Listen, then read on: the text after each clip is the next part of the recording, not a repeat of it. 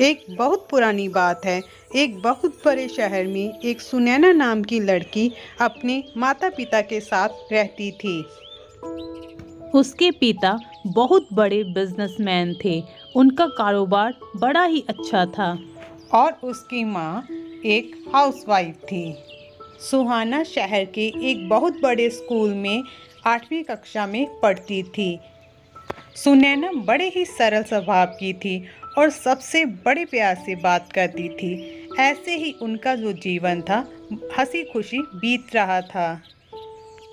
एक बार सुनैना के माता पिता अपने किसी दूर के रिश्तेदार से मिलकर घर वापस आ रहे थे। रास्ते में उनकी गाड़ी का ब्रेक फेल हो जाता है और उनकी गाड़ी का एक्सीडेंट हो जाता और है। इस तरह उस एक्सीडेंट में दोनों पति पत्नी अपनी जान गंवा बैठते हैं। जब ये बात सुनैना को पता चलती है तब उसे बहुत दुख होता है और वो रोने लगती है। वो रोते रोते कहती है, मम्मी पापा, आप कहाँ चले गए? प्लीज़ वापस आ जाइए, मैं आपके बिना नहीं रह सकती। इतना कहकर सुनैना रोई जा रही थी। अब वो बिल्कुल अकेले पड़ गई थी। उसी शहर में सुनैना के चाचा जग्गू और चाची सुजाता रहते थे। वो दोनों बड़े ही लालची थे। जब ये बात उन दोनों को पता चलती है तब उन्हें भी दुख होता है और वो प्रॉपर्टी के लालच में सुनैना को अपने साथ अपने घर ले आते हैं। दोनों सुनैना को घर लाकर उसकी अच्छे से देखभाल करने लगे।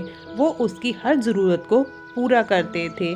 फिर एक दिन चाची ने सुनैना से बहला फुसलाकर उसकी सारी प्रॉपर्टी अपने नाम करवा ली और फिर चाची ने अपने रंग दिखाने शुरू कर दिए। वो अब सुनैना से घर का सारा काम करवाने लगी और उसे बात बात पर ताने भी मारने लगी। सुनैना घर का सारा काम करती थी। वो कई बार तो सुनैना को थप्पड़ भी मार देती थी।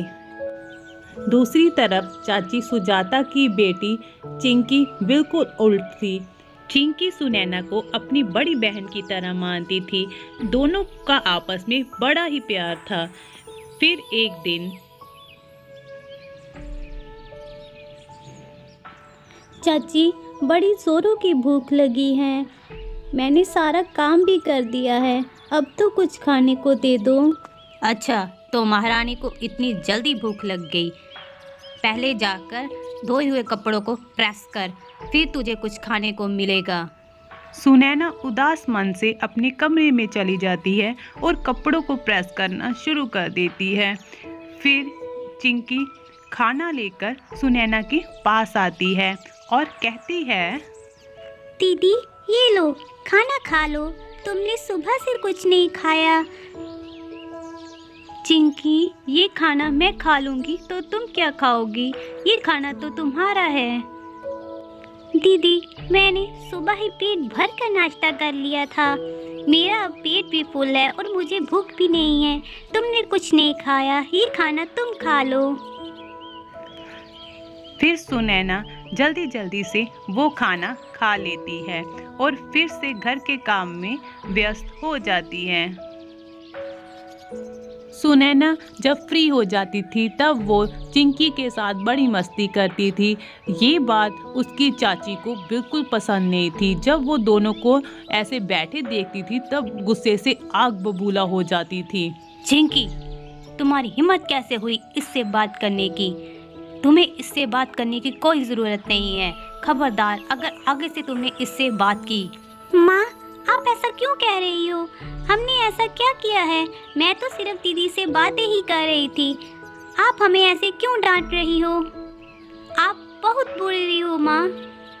इतना सुनकर सुजाता गुस्से में आ जाती है और चिंकी को एक थप्पड़ मार देती है।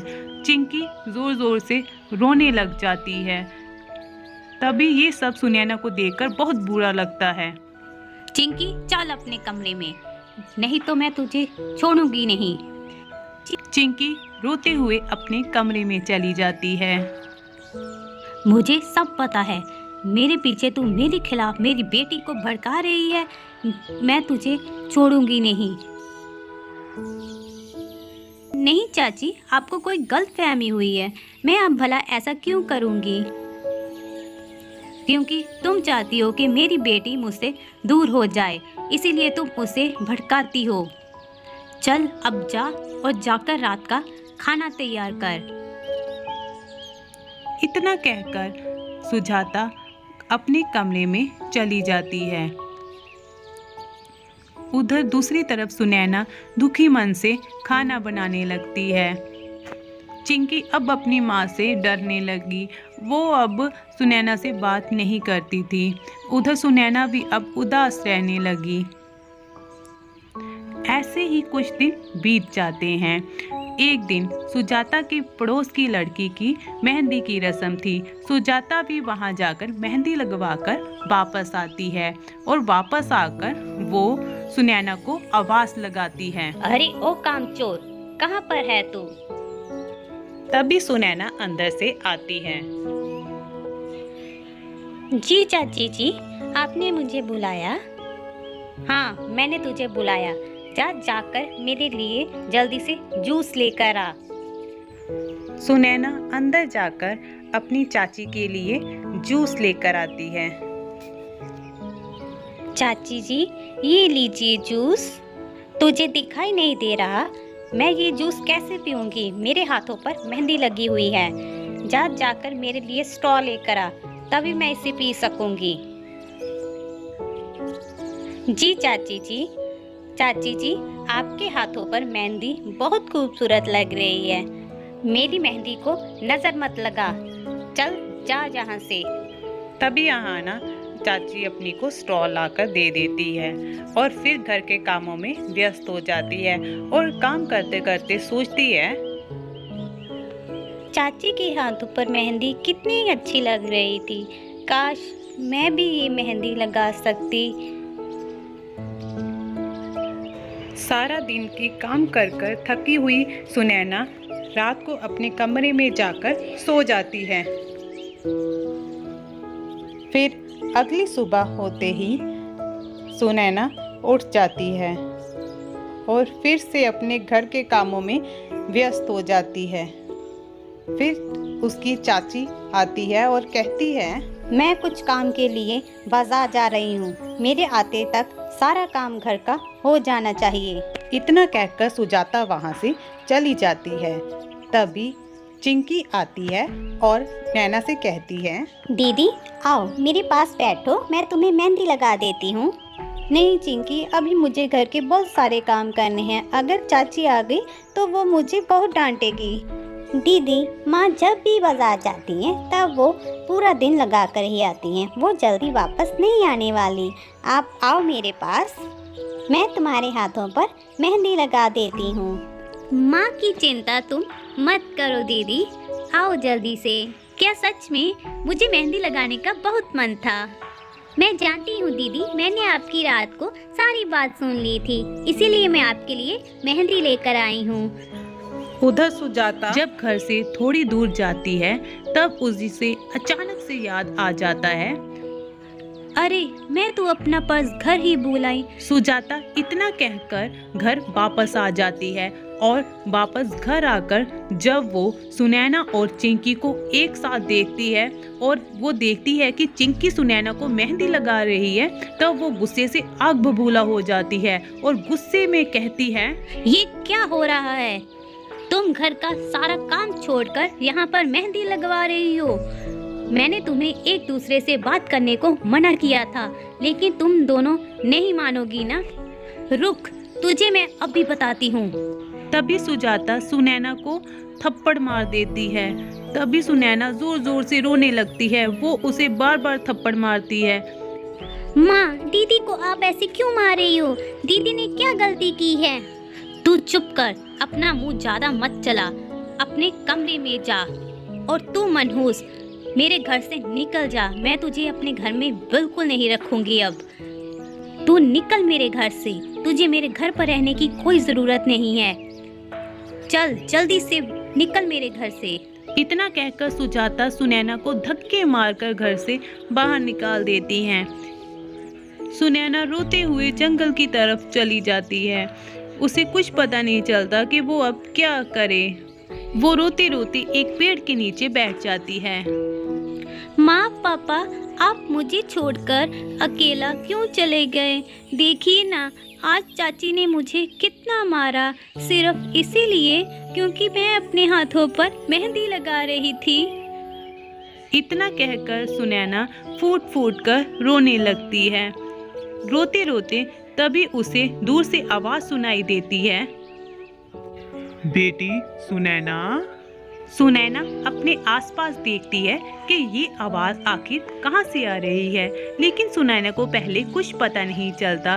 फिर सुनैना जब थोड़ा आगे चलकर देखती है तब उसे एक जादुई पेड़ दिखाई देता है। उस पेड़ पर बहुत सारे मेहंदी के कोन होते हैं। फिर सुनैना उस पेड़ की तरफ चलने लगती है।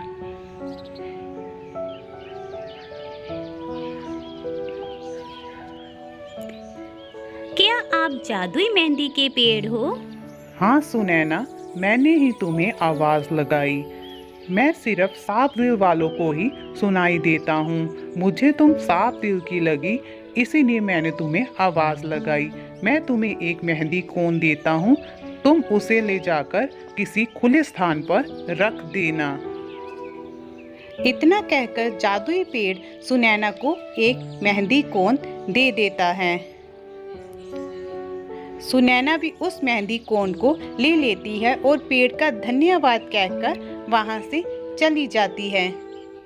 फिर सुनैना ने उस कोन को ले जाकर एक खुले स्थान पर रख दिया। देखते ही देखते उस कोन की जगह एक विशाल मेहंदी कोन घर प्रकट हो जाता है, जिसे देखकर सुनैना आश्चर्यचकित रह जाती है। फिर सुनैना उस घर के अंदर चली जाती है।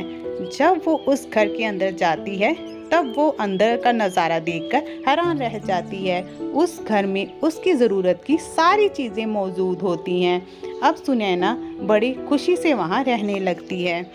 कुछ दिन ऐसे ही बीत जाते हैं। एक दिन चिंकी अपनी माँ के पास आती है और कहती है, माँ, आपने दीदी के साथ बिल्कुल अच्छा नहीं किया। आप बहुत बुरी हो। मैं भी ये घर छोड़कर जा रही हूँ। मैं फिर इस घर में वापस कभी नहीं आऊँगी। तू ये कैसे बोल रही है मेरे साथ? तुम इस घर को छोड़कर उस मनहूस के पास जाएगी? तुझे बड़ों से बात करना भूल गया है? चिंकी अपनी माँ की एक नहीं सुनती और वो घर छोड़कर चली जाती है। चिंकी भी जंगल की तरफ चली जाती है। वो बहुत दूर जाने के बाद अपनी दीदी को आवाज़ लगाती है। दीदी, सुनैना दीदी, आप कहाँ पर हो? दीदी देखो, मैं चिंकी, मैं आपको ढूंढते हुए आई हूँ। आप मुझे कहीं क्यों नहीं दिखाई दे रही? इतना कहकर चिंकी और आगे की तरफ चलने लगती है। जब वो आगे चलती है तब उसे एक जादुई मेहंदी कोन घर दिखाई देता है। फिर उसे उसमें से अपनी बहन सुनैना आती हुई दिखाई देती है। चिंकी दौड़कर सुनैना के गले लग जाती है। चिंकी, तुम यहाँ कैसे आ गई? चलो आओ अंदर चलो, मैं तुम्हें अपना घर दिखाती हूँ। तभी सुनैना चिंकी को घर के अंदर ले जाती है। दीदी, मैं अब उस घर में वापस नहीं जाऊंगी। माँ ने आपके साथ बहुत बुरा किया। चिंकी, ऐसा नहीं कहते। वो तुम्हारी माँ है। उनका रो रो कर उधर बुरा हाल हो गया होगा जब उन्हें ये लगा होगा कि तुम घर छोड़कर आ गई। चलो वापस घर चलो और उनसे माफ़ी मांगो। सुजाता बाहर खड़े होकर उन दोनों की सारी बात सुन रही होती है। सुजाता अपनी बेटी का पीछा करते हुए वहां पहुंच जाती है। उनकी बातों को सुनकर सुजाता को बहुत ही दुख होता है। फिर वो दुखी मन से अंदर चली जाती है। सुनैना बेटा, मुझे माफ़ कर दो। मैंने तुम्हारे साथ बहुत गलत किया। मुझे ऐसा नहीं करना चाहिए था। मैंने तुम्हें बहुत बुरा भला कहा। चलो अब घर चलो, तुम्हारे बिना वो घर नहीं है। तुम अब खुश हो ना दीपा बेटा? इतना सुनकर दोनों खुश हो जाती हैं। तभी घर की दीवार से आवाज आती है। सुनैना बेटा, अब तुम घर जा सकती हो। मैं भी वापस जादुई पेड़ के पास चला जाऊंगा। अगर तुम्हें कभी मेरी ज़रूरत पड़े तो तुम मेरे पास आ सकती हो। मैं तुम्हारी हर हाल में मदद करने के लिए तैयार रहूँगा। तभी वो जादुई घर गायब हो जाता है और अब तीनों मिलकर घर वापस आ जाते हैं। अब तीनों की लाइफ बहुत बदल गई थी। चाची अब अपनी दोनों बेटियों में कोई फ़र्क नहीं करती थी और सुनैना से बहुत प्यार करती थी। इसीलिए अब तीनों खुशी खुशी रहने लगे।